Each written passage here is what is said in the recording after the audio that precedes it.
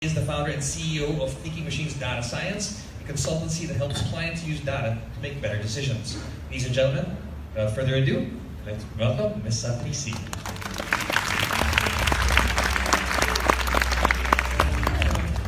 Hi, I'm very grateful to be recognized to be on that side of the room with the Trailblazers, and hopefully, as my career progresses, I'm going to start moving over this way too.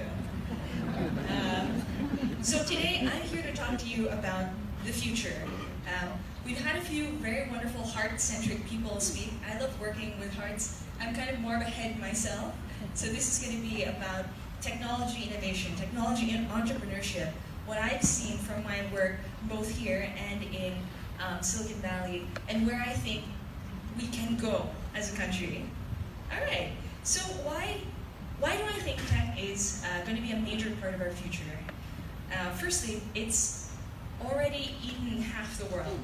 71% of Fortune 500 company CEOs say that their companies right now, they think of their companies as tech companies first. That's kind of wild, but I think it makes a lot of sense. Technology isn't a sector. Technology is an enabler. The companies that we're calling fintech companies now, 10 years from now, they're just going to be banks.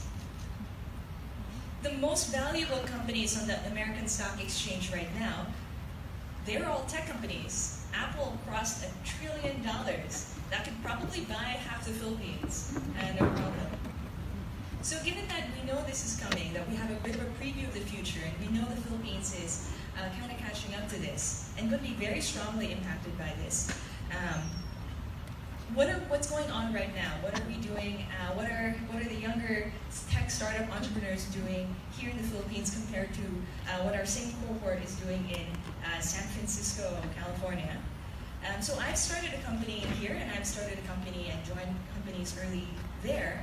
And so I wanted to tell you kind of through my story what I've been seeing. This is not data. This is, the multiple of anecdote is not data, but I hope that it's something I can share with you. So I grew up here, had a wonderful education at a very strict Chinese school called St. Jude, and I was lucky enough to get out of that and into the international system. I went to Stanford for my undergrad. And one thing about Stanford is that there's entrepreneurship in the air. Every third person is starting a startup, is joining a startup, is funding a startup. It's really in the air you breathe, in the water you drink, and I got drawn right into it. What is it like to start a company out there? Well, for one, it almost feels too good to be true when you start. I was 21, still in school. Two friends and I decided to start a media company, a technology media company.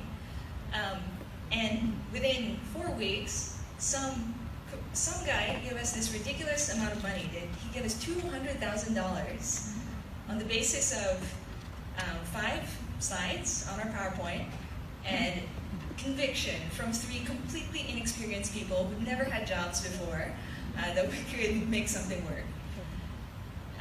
Spoilers, we could not. It was a terrible idea. It was a ridiculous business concept. But the 3 of us learned a huge amount from that business.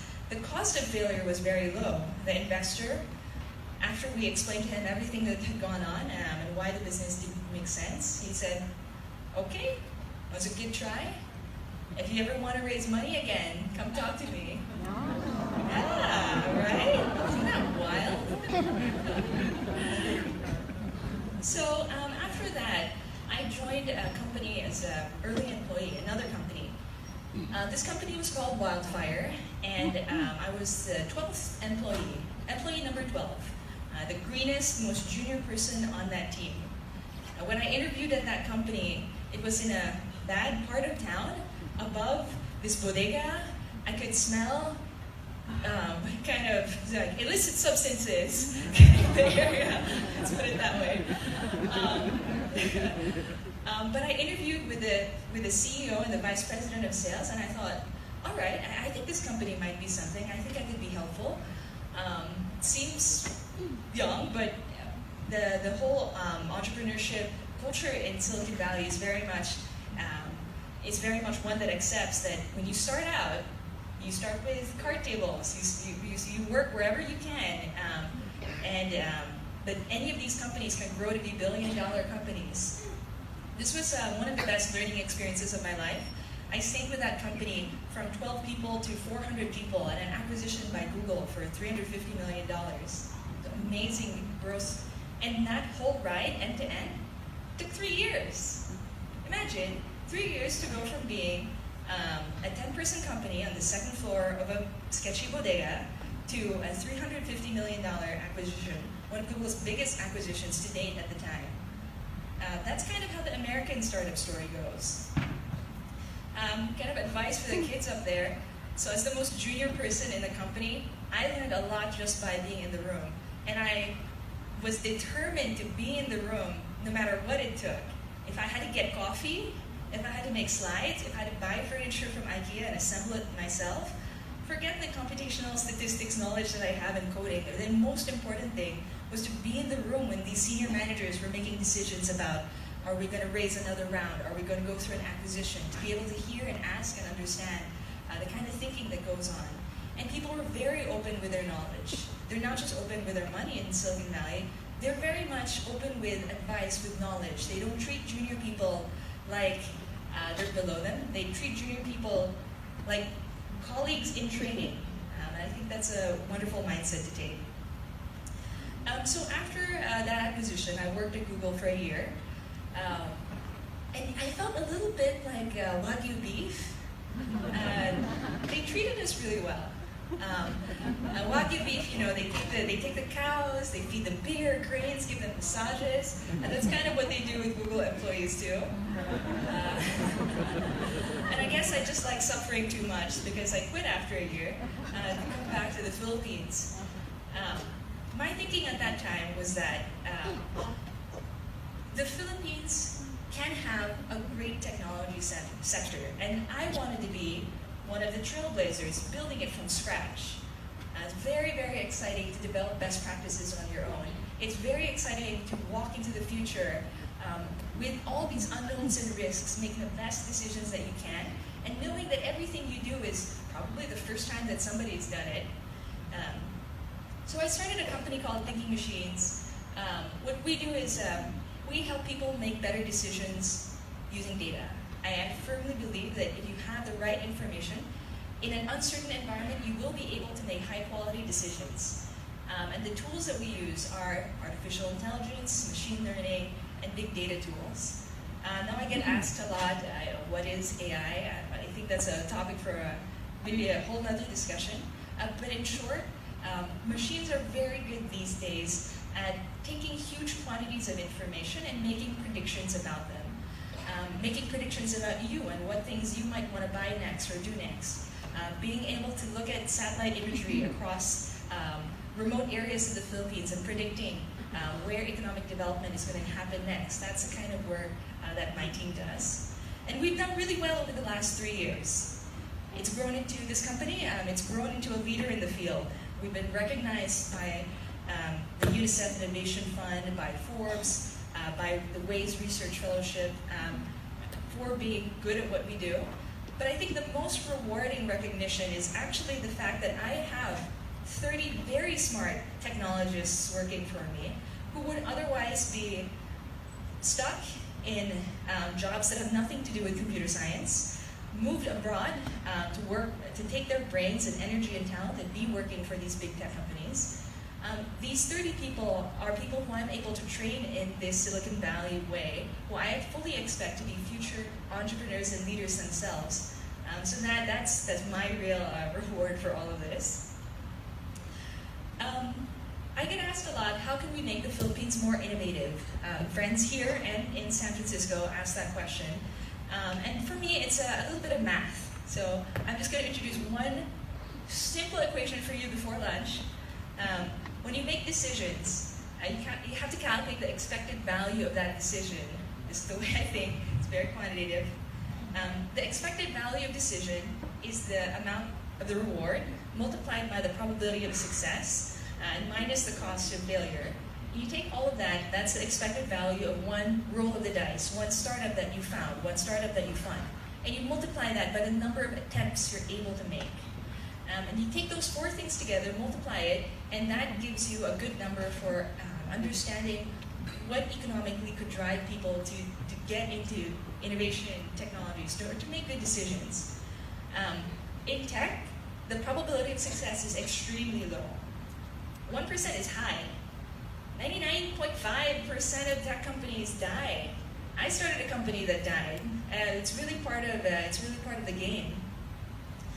But in Silicon Valley, they have optimized it and figured out a way to do it because number one, the rewards are astronomical. Please remember, Apple's $1 trillion company. Apple buys startups by the dozen every year. You can't expect a reasonable exit if your company is doing quite well. The second thing that Silicon Valley does is they make the cost of starting a business, running a business, failing at a business low, which means that you get more attempts. It's much harder here to start a company.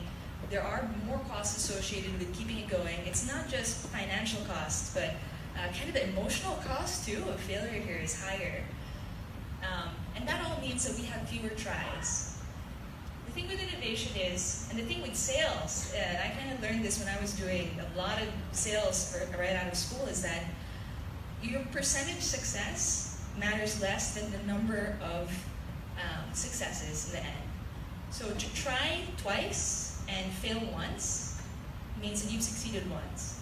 If you tried 100 times with a 20% success rate, you get 20 wins. In a world where you only succeed 0.5% of the time, you need 100 startups, you need 1,000 startups, all running at the same time to see 4 or 5 winners out of all of that. So that, in my role as a mentor for startups on the DOST's AI Advisory Board, that's the kind of mindset I'm trying to bring to our more established organizations, to be more accepting of failure. That is the price of innovation. To generate situations where the cost of failure is low, so that the younger people on their teams or they themselves can try new experiments, but in a structured way, so that their failure doesn't take down the whole company. I think that's also a pretty important part of it, right? Don't die.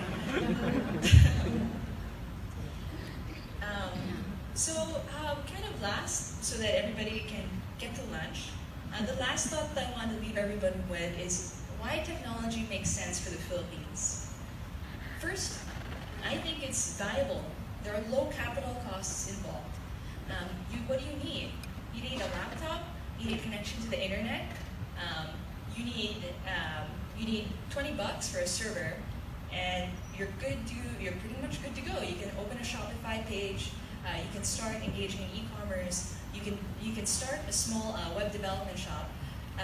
We have one of the biggest freelancer populations in the world, online freelancers. We have web designers, we have web developers. These are all people already as micro-entrepreneurs working for companies all around the world.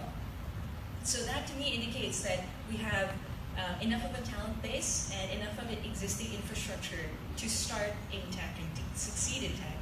We have a young population. Median age is, I think, 24, 25. A population that is more tech savvy, I think, than the median population in other countries. So that's the positive, those are the positive reasons why we should go into tech. And then there's the fear, right? The second set of reasons are all driven around fear, because we should be afraid of automation. We have 1.2, 1.3 million BPO jobs. Many of those low-skilled jobs will be going away as they're automated.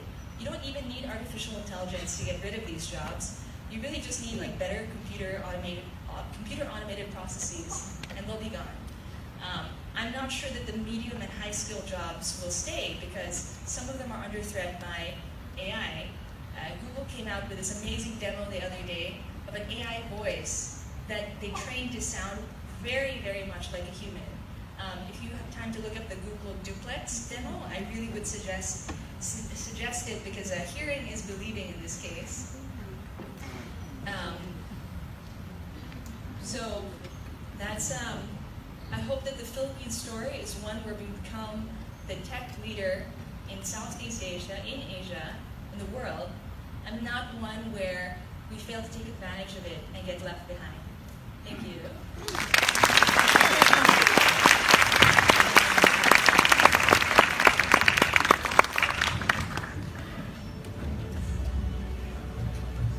Stephanie, thank you very much for your insights, and more importantly, I mean, you've got a blueprint for global excellence for the Filipino tech industry and revolution is getting in there. It's a brave new world out there, and we do have some recommendations, some concrete recommendations to find your place. Now,